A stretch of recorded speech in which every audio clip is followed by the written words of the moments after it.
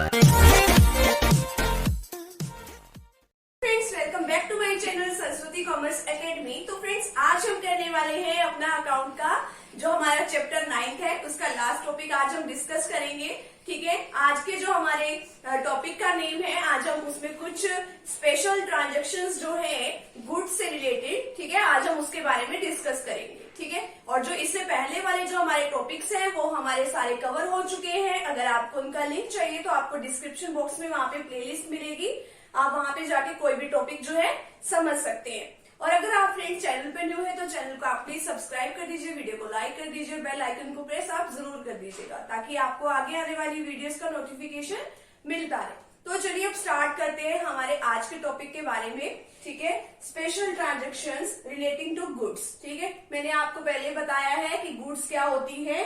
Goods वो होती है जिनको हम फर्दर सेल करने के लिए अपने बिजनेस में लेके आते हैं, यानी कि जिसमें हमारा जो बिजनेस है वो डील करता है। ठीक है, वो होती है। अब देखो उसमें हम क्या करते हैं, अगर हमारे बिजनेस में मान लो हमने गुड्स को परचेज किया है, ठीक है, गुड्स को खरीदी है, तो हम क्या करते हैं, परचेज अकाउंट को डेबिट करते हैं। क्योंकि जो भी हमारी बिजनेस की कैश या फिर कोई भी प्रॉपर्टी होती है, ठीक है, कैश या कोई भी प्रॉपर्टी, तो उसमें हम कौन सा रूल अप्लाई करते हैं, डेबिट वर्ड्स कम्स इन। ठीक है, तो हम क्या करेंगे, परचेज अकाउंट डेबिट। ठीक है, डेबिट हम कर देते हैं उसको। और वैसे भी परचेज हमारा खर्चा भी होता है, क्योंकि परचेज करने से हमारे पास से क्या जाते हैं, पैसे जाते हैं, तो डेबिट ऑल एक्सपेंसेस। तो इसी वजह से मैं बताना चाह रही हूँ कि यहाँ पे हम गुड्स की जगह हम यहाँ पे क्या यूज करेंगे, परचेजेस वर्ड्स का यूज करेंगे। ठीक है, जो परचेज होता है वो एक नॉमिनल नेचर का अकाउंट होता है। अब देखो फर्स्ट इसमें दे रखा है ड्रॉइंग इन गुड्स। ठीक है, ड्रॉइंग का मतलब क्या होता है, सबसे पहले तो आपको ये पता होना चाहिए,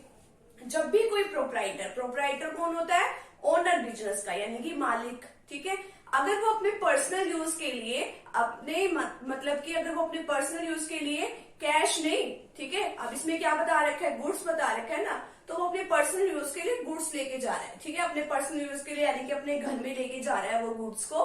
ठीक है, तो हम क्या कहेंगे उसको, ड्रॉइंग इन गुड्स। ठीक है, वो पहले पैसे भी लेके जाता था। ठीक है, पहले हमने सेकंड चैप्टर में डिस्कस किया था कि वो अपने पर्सनल यूज के लिए वो पैसे लेके जा रहा है। अब यहाँ पे हम क्या डिस्कस कर रहे हैं, वो अपने पर्सनल यूज के लिए क्या लेके जा रहा है, अपनी गुड्स लेके जा रहा है। ठीक है, वहां पे भी हमने यही एंट्री करी थी, ड्रॉइंग अकाउंट डेबिट। जब भी कोई प्रोप्राइटर ड्रॉइंग करता है तो ड्रॉइंग अकाउंट तो हम डेबिट करते ही हैं। ठीक है, और यहाँ पे अब क्रेडिट किसको करेंगे, पहले तो हम drawing account debit to cash account कर देते थे। ठीक है, अब वो क्या लेके जा रहा है, गुड्स लेके जा रहा है। मैंने आपको क्या बताया अभी कि जो गुड्स अगर हमारे बिजनेस में आती है तो हम परचेज अकाउंट को डेबिट करते हैं, अगर हमारे बिजनेस से जा रही है तो हम उसको क्या करेंगे, यहाँ पे क्रेडिट करेंगे टू परचेजेस अकाउंट। अब यहाँ पे वैसे तो सेल्स में लिख सकते थे, है ना, कि हमारे बिजनेस से चलेगी, बट वो सेल तो नहीं हुई ना, वो तो अपने पर्सनल यूज के लिए लेके गया, इसलिए हमने यहाँ पे सेल को क्रेडिट नहीं किया है। ठीक है, और वैसे भी हमने इसको कॉस्ट प्राइस पे ही दे दिया। ठीक है, जितने की वैल्यू थी वो उतने पे ले गया।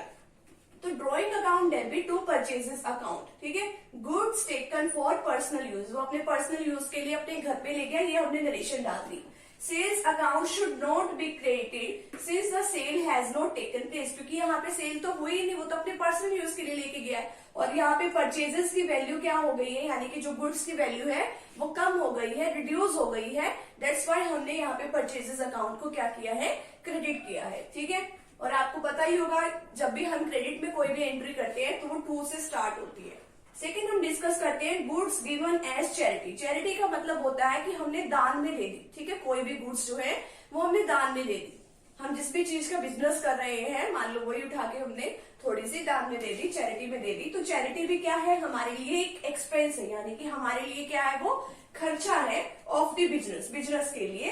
As such charity account will be debited. जो भी चीज हमारे लिए खर्चा होती है तो उसको हम क्या करते हैं, डेबिट। ठीक है, नॉमिनल नेचर के अकाउंट में डेबिट हम ऑल एक्सपेंसेस को करते हैं। तो चैरिटी अकाउंट डेबिट, पीछे हमने क्या किया था, वो ड्राइंग करी थी उसने। ठीक है, अभी में क्या है, चैरिटी अकाउंट डेबिट। अब देखो हमारे बिजनेस से तो क्या गई है, बिल्कुल कॉस्ट प्राइस पे कोई सामान चला गया, तो टू परचेजेस अकाउंट, क्योंकि यहाँ पे हमारी परचेज जो है वो रिड्यूस हो रही है। ठीक है, यहाँ पे हम सेल नहीं लिखेंगे। ठीक है, क्योंकि यहाँ पे सेल नहीं हुई है, वो तो हमने एज ए चैरिटी कोई चीज दी है, तो नरेशन में हम डालेंगे goods given away as charity. ठीक है, तो हमारे फर्स्ट 2 पॉइंट जो है वो हो गए हैं, drawing in goods and goods given as charity.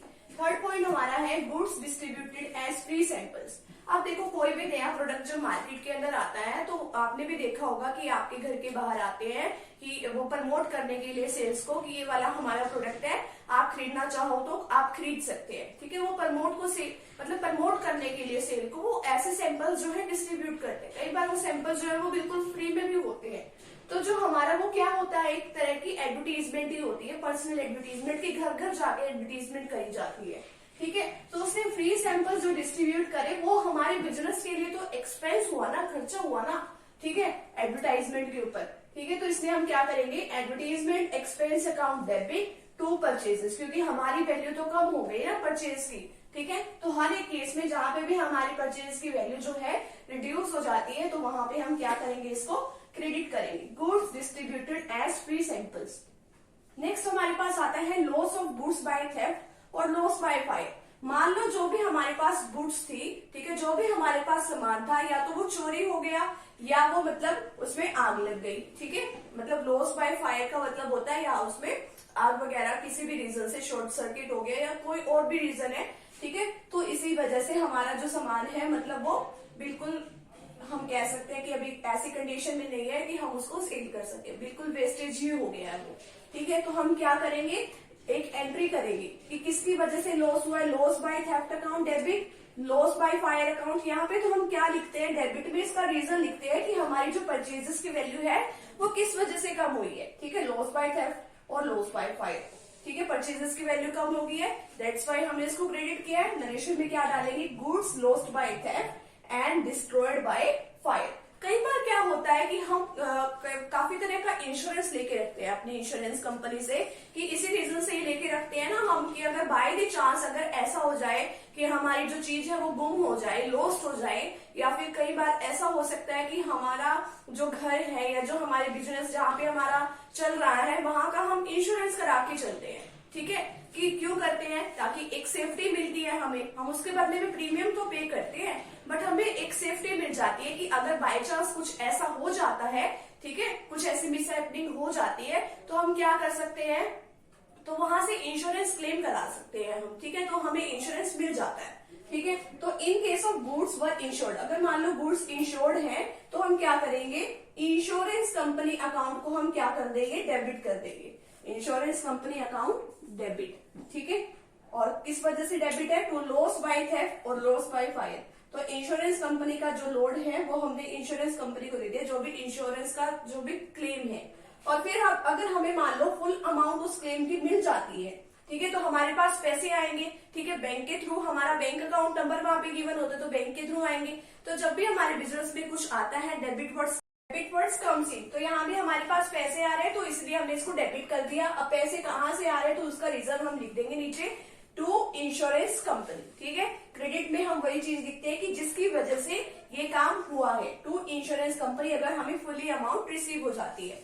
कई बार ऐसा होता है कि हमें फुली अमाउंट रिसीव नहीं होती तो हम प्रॉफिट एंड लॉस अकाउंट को भी हम साथ में ले लेते हैं। ठीक है, तो आज का जो हमारा जो चैप्टर है, chapter number 9 books of original entry journal, आज का जो हमारा चैप्टर है यहीं पे कंप्लीट होता है। और नेक्स्ट चैप्टर में हम डिस्कस करेंगे नेक्स्ट वीडियो में चैप्टर 10 के बारे में, जो कि है हमारा जीएसटी, और वो बड़ा ही इंटरेस्टिंग चैप्टर है, गुड्स एंड सर्विसेज टैक्स। तो मुझे उम्मीद है कि आप सभी वो भी वीडियो जरूर देखेंगे। तो मिलते हैं फ्रेंड्स नेक्स्ट टॉपिक के साथ एंड नेक्स्ट वीडियो के साथ। Thank you very much.